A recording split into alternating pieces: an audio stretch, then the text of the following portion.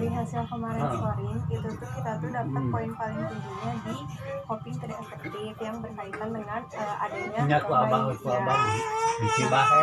untuk intervensi yang pertama aku tuh bakal ngambil mengenai si perasaan Tejilan supaya Tejilan bisa lebih mengungkapkan gitu ya, baik kepada anak ataupun nanti kepada suami, jadi supaya Tejilan juga nggak dipendam gitu. Dan akhirnya malah jadi pecah gitu ya.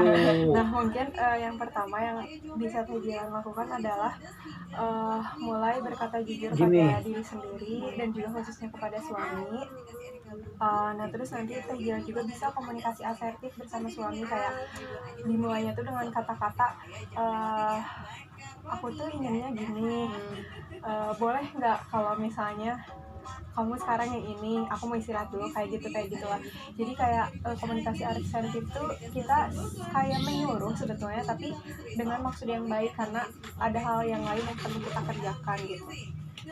Nah terus mungkin aku pengen nanya dulu kalau misalnya perasaan Tejilan saat ini gitu ya, setelah kemarin pengkajian gimana mengenai khususnya buat kehadiran Ikam sendiri. Udah bisa gitu ya, kayak gimana yang Tejilan rasa gitu. Ya, udah mulai tenang lah ya. Nah mungkin kayak Tejilan juga pas awal pasti lebih ngerasa kayak transisi dari awalnya cuma Tejilan aja, terus sekarang harus jadi ibu tapi harus jadi Tejilan sendiri tapi harus jadi istri juga gitu, pasti agak ya susah lah ya. Nah itu tuh nggak apa-apa karena semua ibu juga merasakan hal yang sama. Jadi cara yang paling gampang yaitu perihal tadi Tejilan mengungkapkan apa isi hati Tejilan sejujur-jujurnya. Nah terus kalau misalnya bisa juga Tejilan tuh memanajemen waktu gitu buat menentukan prioritas. Misal saat ini Tejilan merasa bahwa kayaknya aku yang harus diprioritaskan dulu daripada anak, itu tuh nggak apa-apa gitu ya. Udah gitu. Bagus. Jadi kalau anak aku dulu, jadi kalau itu tantrum jadi tenang gitu. Jadi jangan terlalu memprioritaskan anak tapi diri sendiri juga. Kan kalau kayak gitu. Terus Tejilan misalnya waktu kita tidur, Tejilannya juga ikut tidur. Kadang tidur, kadang nonton. Jadi kan kadang suka istirahatnya, makanya Tejilan tenang gitu. Kayak pengen tenang dulu gitu sebelum tidur. Nah kayak gitu. Nah mungkin sekarang mah aku pengen tahu lagi gitu ya. Karena tadi Tejilan udah bilang kalau misalnya ternyata Tejilan sudah memprioritaskan diri sendiri, berarti kalau misalnya kayak gitu, perasaan Tejilan sebenarnya saat sudah mempunyai anak, kan sekarang umur kita udah 1,5 tahun lah ya, udah beda dari waktu awal bayi banget ya berarti. Sekarang mah udah bisa lebih mengontrol emosi juga. Cuman mungkin perasaannya nanti yang harus dijujurkan lagi gitu lah ya. Nah paling kalau misalnya untuk intervensi pertama kayak gitu, jadi nanti aku harap buat Tejilan sendiri bisa lebih terbuka kepada suami, kepada anak dan juga yang lain-lainnya, kepada abah juga. Jadi supaya nggak dipendam. Paling intervensi pertamanya buat verbalisasi perasaan seperti itu. Kemarin sudah diberikan intervensi mengenai verbalisasi perasaan. Nah untuk intervensi kedua ini adalah untuk mekanisme coping sendiri gitu ya, mengenai memendam perasaan.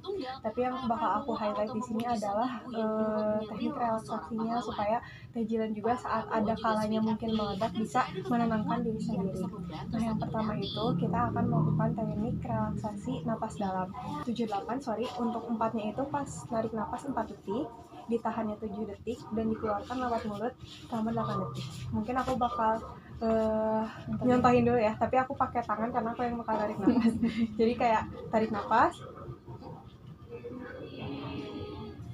Memang kedatangan Pak Presiden sudah ditunggu oleh para siswa. Antusias siswa bahkan sudah terlihat sejak H-3 kunjungan.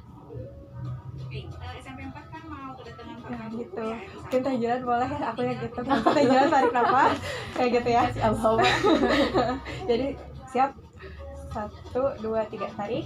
1, 2, 3, 4 ditahan. 1, 2, 3, 4 Jangankan siswa yang 5, 6, antusias, 7, buang lewat mulut, 1, guru bilangnya 2, pol-polan. 3, 4, Usut punya usut 5, di speakers 6, kedatangan Pak Prabowo 7, ke SMP 8. 4 Bekasi Nah ini itu bukan bisa cuma nostalgia ada belajar kalanya di saat speakers kejadian ya, emosi, tapi juga dalam kalau rangka misalnya menghadiri mungkin biar forum lebih dengan tenang, smartboard kejadian bisa untuk melakukan menunjang itu proses gitu. belajar di sekolah. Terus nanti kalau misalnya melakukan itu Meskipun bisa kayak smartboard ini bahunya sebenarnya sudah ditenangin disalurkan dulu, ke segala beberapa badannya sekolah di termasuk Papua. relaxin dulu, Dan pokoknya di siswa di kayak Papua penerima yang edukasi bakal tersebut, bakal Pak aku Prabowo ajarin speak adalah up akan teknik lebih butterfly membuka hug. jalan kerja Jadi para kayak koruptor mungkin agar ada terus bisa kalanya, memfasilitasi tapi semoga proses tidak gitu ya, belajar dimana anak-anak Teh Jilan akan Indonesia. merasa saat membutuhkan orang lain atau misalnya suami atau siapapun, ternyata keadaannya enggak gitu. Takutnya seperti itu ya, atau misalnya komunikasinya lagi jelek, terus nanti Teh Jilannya kayak sebenarnya membutuhkan pelukan atau apapun tapi ternyata tidak dapat, Teh Jilan bisa pernah dapet gengsi gengsi ya. Bisa melakukan gede pisan.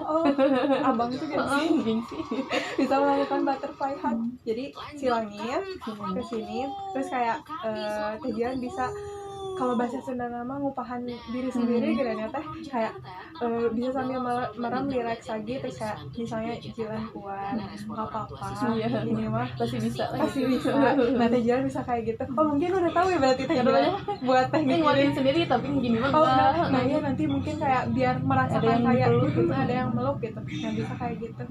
Berarti secara garis besar sebenarnya Teh Jilan udah tahu lah ya mengenai hal-hal ini. Iya mama. Nah mungkin aku harap nanti ke depannya semoga dengan intervensi yang udah dilakukan bisa membuat perasaan emosional Teh Jilan menjadi lebih baik, dan nantinya ke hikamnya pun menjadi lebih baik. Paling itu aja dari aku. Makasih Teh Jilan udah mau menjadi klien untuk pengkajian kali ini. Makasih juga dapat pelajaran gitu. Ya, makasih ya.